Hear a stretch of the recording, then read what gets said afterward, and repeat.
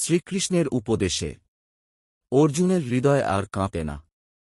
তিনি দৃঢ়কণ্ঠে বললেন, হে মাধব, আমার রথ যুদ্ধক্ষেত্রের মাঝখানে স্থাপন কর।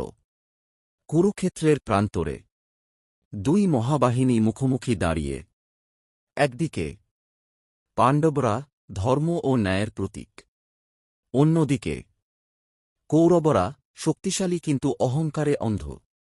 ঠিক তখন শ্রীকৃষ্ণ তাঁর পাঞ্চজন্য শঙ্খ বাজালেন।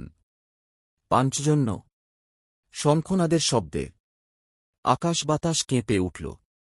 পৃথিবী যেন সাক্ষী হল এক মহাযুদ্ধের সূচনায়। অর্জুন বাজালেন দেবদত্ত, ভীম বাজালেন পৌণ্ড্র, যুধিষ্ঠির, নকুল, সহদেব, সকলেই শঙ্খধ্বনিতে পাণ্ডব শিবিরে সাহস জাগালেন। কৌরব শিবিরেও শঙ্খ বাজল।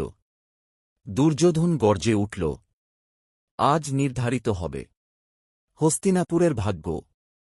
প্রথম তীর ছুটে এল, প্রথম ঢাল ভাঙল, প্রথম রক্ত ঝরল কুরুক্ষেত্রের মাটিতে। ভীম তাঁর গদা তুলে নিলেন, অর্জুন তীরের বৃষ্টি নামালেন। দ্রোণ, ভীষ্ম, কর্ণ তাঁরাও অস্ত্র ধরলেন। মাঠে ধুলো, আকাশে তীর, চারদিকে যুদ্ধের গর্জন। কুরুক্ষেত্র আর শুধু ভূমি নয়, এখন সে ইতিহাস। এভাবেই শুরু হল 18 দিনের ভয়ঙ্কর মহাযুদ্ধ।